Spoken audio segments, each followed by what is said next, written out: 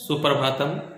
मैं डॉक्टर अभिषेक कुमार झा आप सभी को the Bihar teacher history maker मेरा मोबाइल मेरी शिक्षा ग्रुप में स्वागत करता हूं।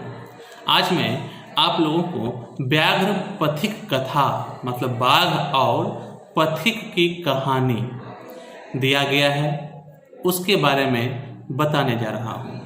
कहा गया है कि यह जो पाठ है यह पाठ नारायण पंडित रचित हितोपदेश ग्रंथ से लिया गया है।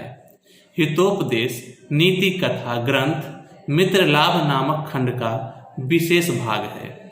हितोपदेश में पशु पक्षियों के द्वारा सुनाई हुई बच्चों के मनोरंजन एवं नीति युक्त रोचक अनेक कथाएं हैं।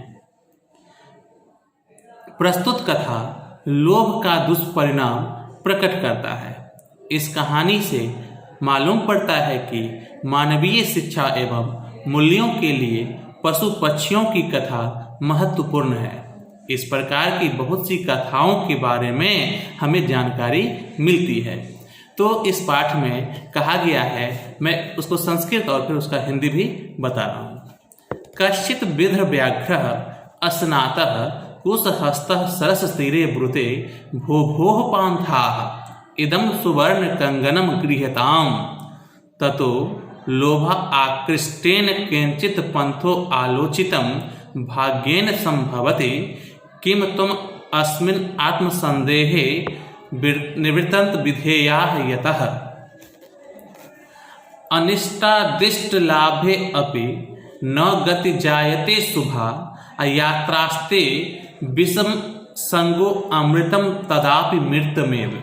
कहा गया है इस कहानी के माध्यम से कि कोई बूढ़ा बाघ स्नान किए हुए हाथ में कुश लिए हुए तालाब के तट पर बोलता है, ले लो ये सोने का कंगन ले लो।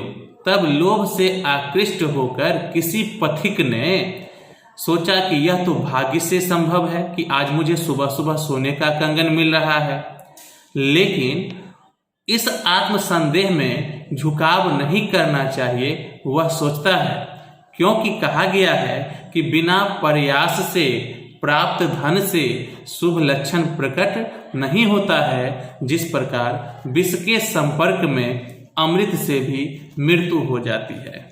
किंतु सर्वर्थ अर्थ अर्जने प्रवृत्ति संदेह एव तनि रूपयामि तावत् प्रकाशम ब्रुते कुत्र तब कंगनम व्याघ्रो हस्तम प्रसाय दर्शयते पांथो अवदत् कथम मरात्मके त्वयि विश्वासः।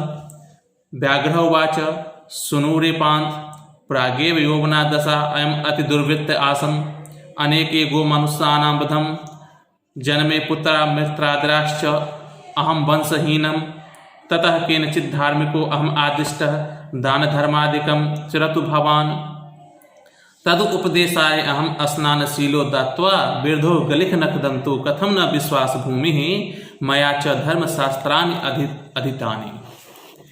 तब बाघ का और पथिक के बीच में जो संवाद होता है उसमें कहा गया है कि किंतु सभी जगह धन को संचय करने में संदेह ही होता है, इसलिए पहले निश्चय करता हूँ। तब प्रकट होकर बोलता है पथिक कि तुम्हारा कंगन कहाँ है? तो बाघ जो है हाथ फैला करके दिखाता है। पथिक ने कहा कि मैं तुम जैसे हिंसक प्राणी पर विश्वास कैसे करूं? तो बाघ ने कहा, सुनो रे पथिक, पहले मैं युवावस्था में अत्यंत दुराचारी था। कितने गायों मनुष्यों को मारकर मैंने खा गया, जिससे मैं वंशहीन हो गया हूँ। मेरे वंश में अब कोई भी नहीं है। उसके बाद किसी धर्मात्मा ने मुझे उपदेश दिया है कि आप दान कीजिए, धर्म कीजिए तो आपका कल्याण होगा। उनके उपदेश से ही मैं इस समय स्नान करता हूँ, नदी में स्नान करता हूँ, दानी तथा वृद्ध हूँ, नख और दांत भी गल गए हैं, मैं कैसे विश्वास करने योग्य नहीं हूँ। इतना ही नहीं, मैंने धर्म शास्त्र का भी अध्ययन किया है। सुनो, संस्कृत में श्लोक दिया गया है कि भगवान श्री कृष्ण ने युधिष्ठिर को उपदेश दिए थे कि दरिंदानवर कौन्तेय मां पेक्षसरे धनम व्याधितम औषध्यम पथ्यम निरुजस्य किम औषधय। भगवान श्री कृष्ण ने युधिष्ठिर से कहे थे कि हे युधिष्ठिर, धनहीनों का पालन और पोषण करो, धनवानों को धन मत दो। जिस प्रकार रोगी के लिए औषध की आवश्यकता होती है, निरोग के लिए औषध की आवश्यकता नहीं होती है। इतना ही नहीं कहता, दूसरा सुनो, दातव्यमिति यद दानम दीयते अनुपकारिणे देशे काले च पात्रे च तद दानम सात्विकम विदु।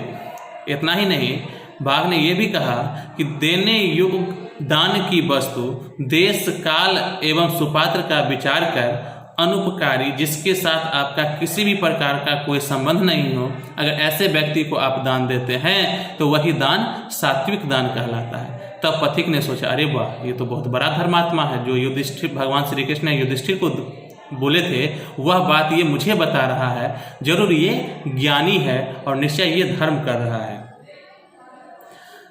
तब क्या हुआ, तो वह पथिक लोभ के कारण उस नदी में जाता है और स्नान करने के लिए ज्यों ही जाता है कि महाकीचर में फंस जाता है और बूढ़े बाघ के द्वारा मृत्यु को प्राप्त करता है। इसलिए कहा गया है कि अब सेंद्रिय चित्तराणाम हस्त स्नामिव क्रिया दुर्भाग भारण प्रायो ज्ञानम भार क्रियाम बिना। अर्थात जिनकी इंद्रियां और चित्त अपने बस में नहीं है, उनका व्यापार हाथी के स्नान के समान निष्फल होता है। इसलिए हम लोगों को लोभ नहीं करना चाहिए। लोभ पाप का कारण होता है। धन्यवाद।